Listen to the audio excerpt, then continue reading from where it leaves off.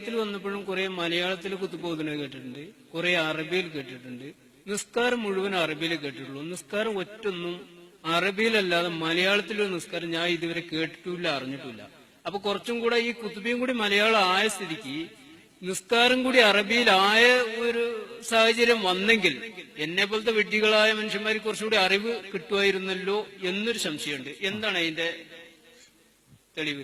ശരി, അതിലുള്ള അടിസ്ഥാന വ്യത്യാസം, നമസ്കാരം നമ്മളും റബ്ബും തമ്മിലുള്ളതാണ്.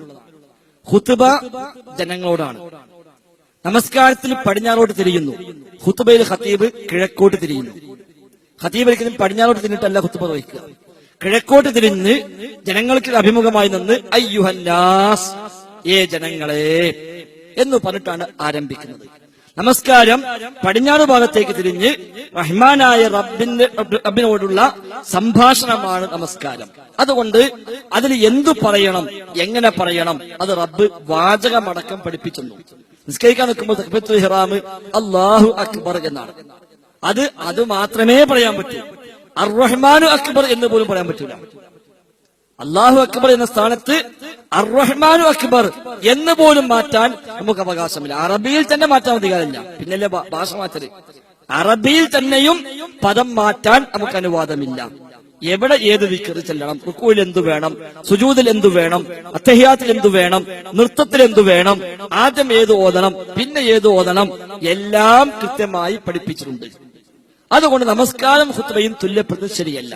ഖുത്ബ എന്നുള്ളത് ജനങ്ങൾക്ക് അഭിമുഖമായി നിന്ന് അവർക്ക് ആവശ്യമായ കാര്യങ്ങൾ അവരെ പഠിപ്പിക്കലാണ് ഖുത്ബ. ജനങ്ങളെ പഠിപ്പിക്കലാണ് ഖുത്ബ. അതുകൊണ്ടാണ് മിമ്പറിൽ കയറി ജനങ്ങളെ നേരെ തിരിഞ്ഞ് സലാം ചൊല്ലി അയ്യുഹന്നാസ്, ഏ ജനങ്ങളെ, ഊസീകും വഇയ്യായ ബിത്തഖ്വല്ലാഹ്, ഞാനും നിങ്ങളുമൊക്കെ റബ്ബിനെ സൂക്ഷിച്ച് ജീവിക്കണമെന്ന് ഇതാ വസിയത്ത് ചെയ്യുന്നു എന്ന് പറഞ്ഞിട്ടാണ് ആരംഭിക്കുന്നത്. എന്നിട്ട് ആ ജനങ്ങൾ അഭിസംബോധന ചെയ്തുകൊണ്ടാണ് പറയുന്നത്. അത് ഒരിക്കലും ഒരു വെള്ളിയാഴ്ച ഓതിയ ഖുത്ബ അങ്ങനെ തന്നെ കാണാപ്പാടം പഠിച്ച അടുത്താഴ്ച ഓതുകയല്ല. അള്ളാഹു റസൂൽ ഓതിയ ഖുത്ബ അത് എഴുതിക്കൊണ്ടുവന്നിട്ട് അത് അങ്ങനെ തന്നെ വായിക്കുകയല്ല.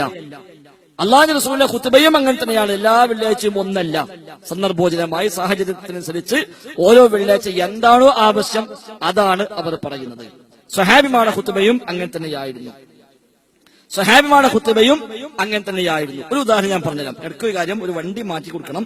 KL 55-10-76 അള്ളാഹുവിന്റെ റസൂലിന്റെ ഖുത്ബയും സ്വഹാബിമാരുടെ ഖുത്ബയും അങ്ങനെ തന്നെയാണ്.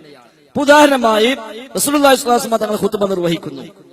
മിമ്പറിൽ വെച്ച് ഖുത്ബ നിർവഹിക്കുമ്പോൾ ഒരാൾ പള്ളിയിൽ കയറി വരുന്നു. അദ്ദേഹം തഹയ്യത്ത് നിസ്കരിക്കാതെ അവിടെ ഇരിക്കുന്നു. അപ്പൊ പള്ളിയിൽ കയറിയാൽ 2 റക്അത്ത് സുന്നത്തുണ്ട്. അല്ലാഹു റസൂൽ സ്വല്ലല്ലാഹു അലൈഹി വസല്ലം തങ്ങൾ അദ്ദേഹത്തോട് ചോദിച്ചു, പേരെടുത്ത് വിളിച്ചിട്ട് ചോദിച്ചു, അസ്വല്ലൈത്, താങ്കൾ നിസ്കരിച്ചുവോ? അദ്ദേഹം പറഞ്ഞു, ഇല്ല. പ്രവാചകൻ പറഞ്ഞു, എങ്കിൽ ഖും ഫർക റക്അതൈൻ വതജവ്വസ് ഫീഹിമാ, താങ്കൾ എഴുന്നേറ്റ് 2 റക്അത്ത് നമസ്കരിക്കുക, പരമാവധി ചുരുക്കി നിസ്കരിക്കുക. ഇത് നബിയുടെ ഖുത്ബയിൽ ഉണ്ടായ സംഭവമാണ്. ഇമാം ബുഖാരി, മുസ്ലിം അടക്കം ഉദ്ധരിച്ചിട്ടുണ്ട്.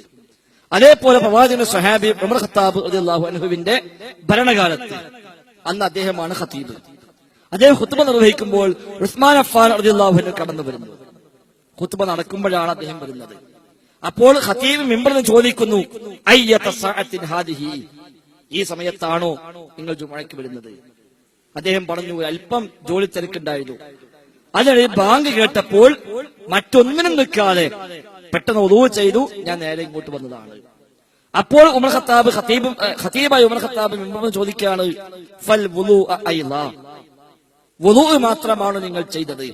താങ്കൾക്കറിയില്ലേ, നബി തങ്ങൾ പഠിപ്പിച്ചിട്ടുണ്ടല്ലോ, മൻ അത്തൽ ജുമുഅത ഫൽയഗ്തസിൽ, ജുമുഅയ്ക്ക് വരുന്നുവെങ്കിൽ അവൻ കുളിക്കണമെന്ന് നബി തങ്ങൾ പഠിപ്പിച്ചിട്ടുണ്ടല്ലോ, അത് നിങ്ങൾ ചെയ്തിട്ടില്ല അല്ലേ? മിമ്പർ മുന്നിൽ ചോദിക്കുന്നു, പറയുന്നു. നിസ്കാരത്തിൽ ഒരാൾ ചോദിക്കാൻ പറ്റില്ല, പറയാൻ പറ്റില്ല. നമസ്കാരത്തിൽ ഒരാൾ അടുത്ത് വന്നു നിന്നാൽ പോലും അയാൾ ഒന്നും ചോദിക്കാൻ പറ്റില്ല, ഒന്നും അയാളുമായി സംഭാഷണം നടത്താൻ പറ്റില്ല. അതുകൊണ്ട് നമസ്കാരവും ഖുത്ബയും ഒരിക്കലും ഒരുപോലെ തുല്യപ്പെടുത്താവതല്ല. ഒന്ന് റഹ്മാനായ റബ്ബിന്റെ മുമ്പിൽ കൈകെട്ടി നിന്ന് റബ്ബിനോടുള്ള പ്രാർത്ഥനയാണ്. മറ്റത് ആളുകളിലേക്ക് തിരിഞ്ഞു നിന്ന് അവരോട് സലാം ചൊല്ലി അവർ സലാം മടക്കി യാ അയ്യുഹന്നാസ്, ഏ ജനങ്ങളെ എന്ന് വിളിച്ച് അവർക്ക് മതം പഠിപ്പിച്ചു കൊടുക്കുകയാണ്. അതാണ് വ്യത്യാസം. അതുകൊണ്ട് നിസ്കാരം മലയാളത്തിലാക്കാൻ പറ്റില്ല. എന്നാൽ ഖുത്ബ നേരത്തെ നമ്മൾ വിശദീകരിച്ച പോലെ ഖുർആൻ ഓതി ജനങ്ങളെ ഉത്ബോധിപ്പിക്കുക. അത് എങ്ങനെയാണോ നടക്കുക അങ്ങനെ നടക്കണം. അത് അറബി ചൊല്ലിയാൽ നമ്മുടെ നാട്ടിലെ എല്ലാവർക്കും വളരെ ഉഷാറായി മനസ്സിലാകുമെന്നാണോ? അറബി മതി. അതല്ല, അറബിയിൽ നേരത്തെ പറഞ്ഞപ്പോൾ 50 കൊല്ലം നടത്തിയാലും ഓതുന്ന ഖത്തീബിന് അടുക്കാൻ മനസ്സിലാവില്ല എന്നാണോ? എങ്കിൽ പിന്നെ ഏതാണോ അതിന് ഏറ്റവും അനുയോജ്യമായത് അതാണ് സ്വീകരിക്കുന്നത്. ഭാഷയുടെ വിഷയത്തിൽ ഇവിടെ കടുംപിടുത്തമില്ല.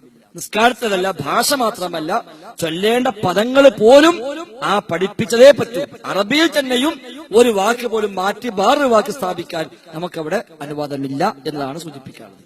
ശരി.